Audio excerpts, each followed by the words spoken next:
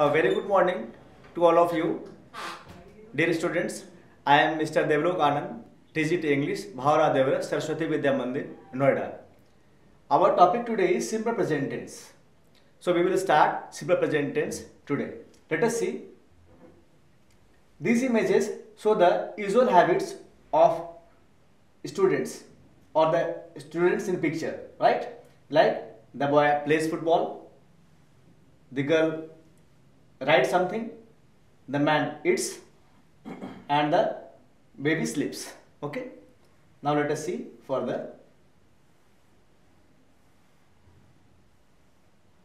Where do we use simple present tense? Let us see. Regular habits or daily routine use the simple present tense to express the idea that an action is repeated or usual.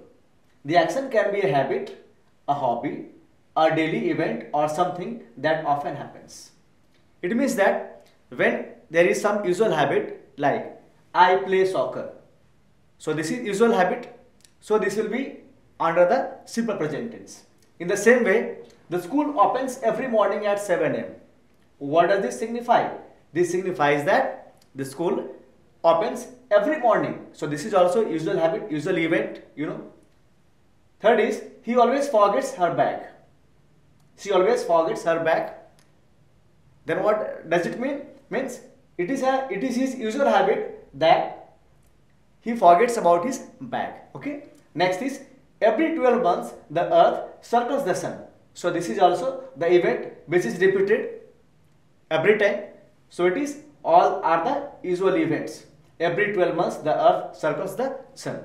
So present indefinite, dear students, expresses what they express, the idea that an action is repeated or usual, right? Like a habit, a hobby, a daily event, or something that often happens. Now let us see next.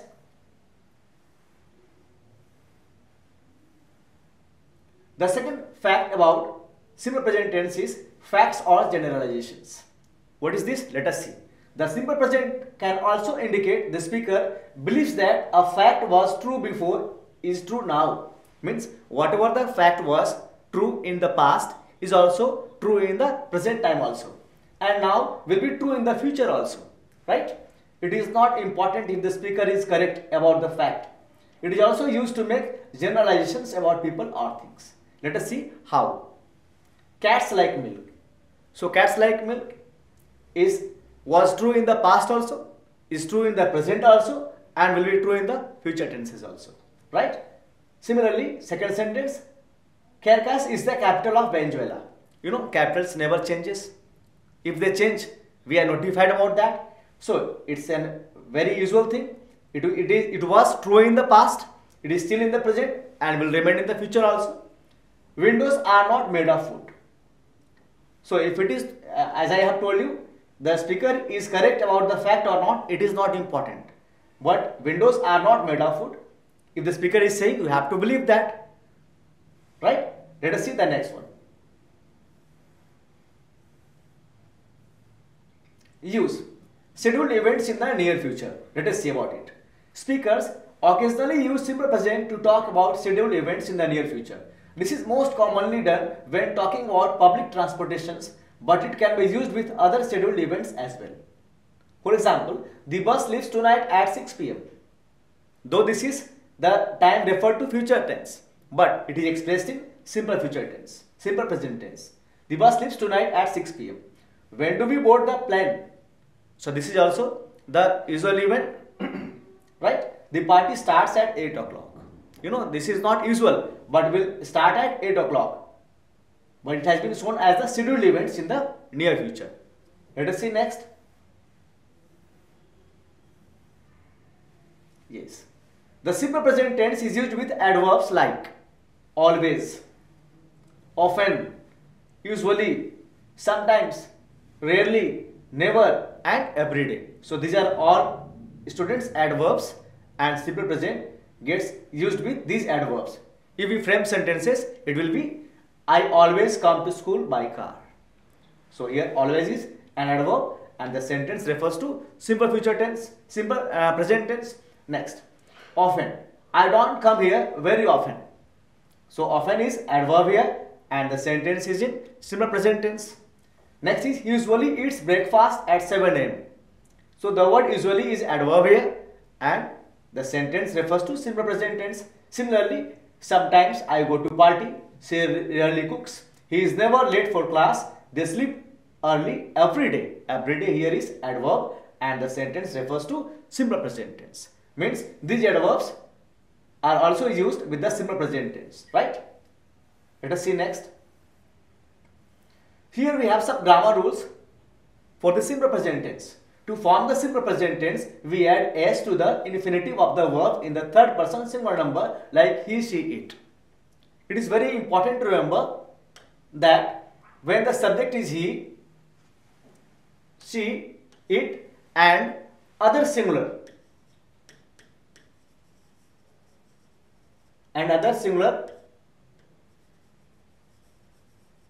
number, but only it should be in third person. Third person is important. Third person. If it is in third person, then only you can use s or es with these subjects in simple present tense. I will give you more examples. I will make you clear. Right? I live. So, I live. Why? Because I is the first person, not the third person singular number. Right now, he, she, it lives. If the subject is he, if the subject is she, if the subject is it, we need to add s to the main verb. So, he lives, she lives, it lives. Why? Because he, she, it refers to the third person singular number. Right? Now, similarly, let's check next one. I sing. With I, we haven't added s to the verb. But when the subject is he, she, it, we will add he sings, she sings, it sings, Ram sings, Shyam sings, Mohan sings, the boy sings. Means s or es is used in third person singular number. Let's see the list of third person singular number. Third person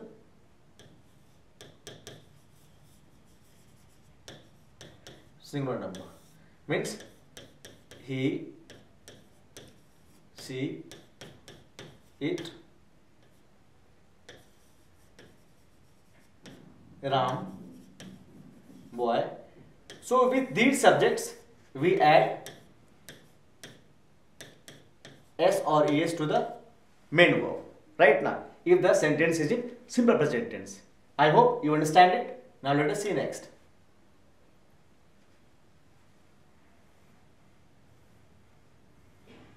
Grammar rule second. But when the verb ends in o, ss, sh, ch, x, we add es. So this is the rule for adding s and es, right? Like go will change to goes, goes. Kiss will change to es. Watch will be added with es. Wash is added with washes. And fix will added with es, right? So this is the rule for changing or adding verb with es, right? Now let us see rule number 3. By a consonant followed by y, the y changes into ie and we add s. Examples are I study. If the subject is I, we will add simply study because I is the first person singular number. And if the subject is he, she, we will add studies, right? A vowel followed by y, we just add s. Like I play. I is the first person, that's why s will not be added. Similarly, if the subject will be he, she, we add s to the verb play. Like he plays, she plays. Next. Another rule, that is 3. To form the negative and the interrogative, we need the auxiliary verb to do in the present simple. This means we have to add es in the third person singular number. He, she, it. While the main verb will be used in the infinitive. As I have said you, third person singular number requires s or es with the main verb in simple present tense.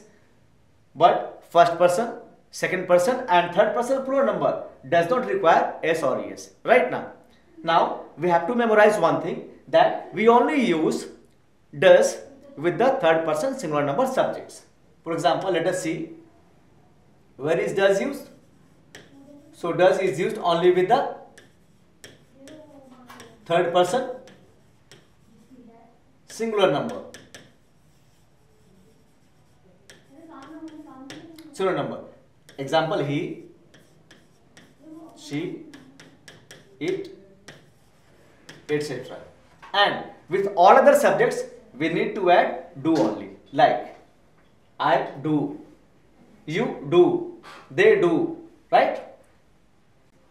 Is not it? And in interrogative also, do I like, do you like, do they like? And similarly in the negative, I, you, they don't like. Means do will be used with I, you and they. Now let us see the use of does. Does she like?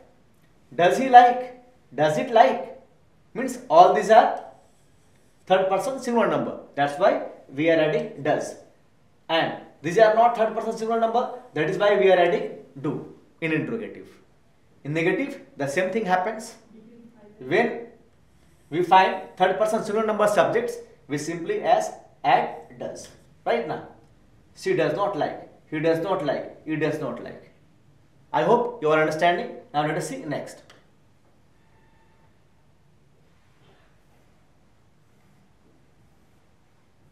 Now let us see the grammar structure for writing the simple present tense. When we write affirmative sentence, we simply add subject. What we add first? Subject. And subject is followed by verb. And verb is added with s or es. We only add s or es to the verb when the subject is in third person singular number. And after that, we finish it with the complement. Let me give you an example. Like, she eats mango. She is the subject here. And why we have added s to the verb it? Because she is the third person singular number. Right now, she eats mango. Gives the example of affirmative sentence. Similarly, let us see the structure negative. Subject followed by auxiliary do does plus not. Since it is negative, that's why not is compulsory to be used. Followed by verb and then the complement. Let us change this sentence into negative. Example will be, she does not eat mango. Is not it? Does not. Let us see interrogative structure. Auxiliary verb like do does plus subject plus verb plus complement. Let us change it.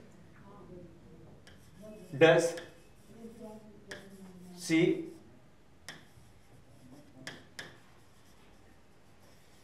eat mango? So auxiliary verb always comes first in the interrogative in simple present tense.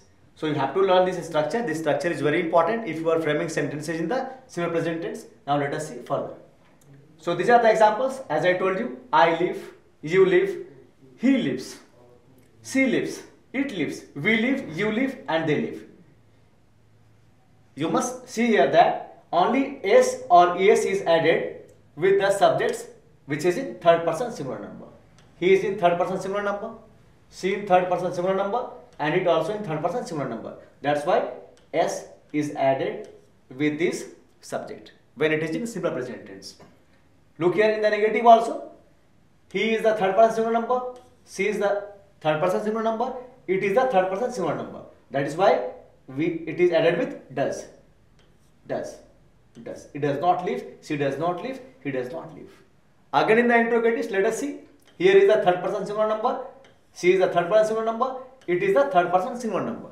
That's why does he live, does she live, does it live. And with other persons like first person, second person and third person plural number, we don't add s and we do not add does. We add only do in the negative and interrogative. Now let us see further. So grammar structure for simple present WH questions with the auxiliaries do and does. What do you do on Saturday morning? We write now, like if we say, let us take a sentence.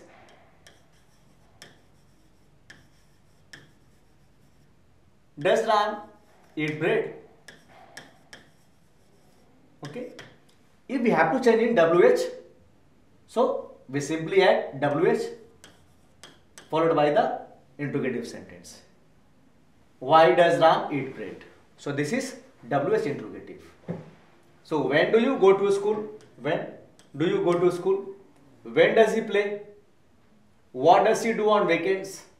Right? So these are the examples of WH questions with the auxiliaries. Is not it? Now let us see next. So dear students, this was all about the simple present tense. I hope you would have understood it, and next thing in the next video. Thank you.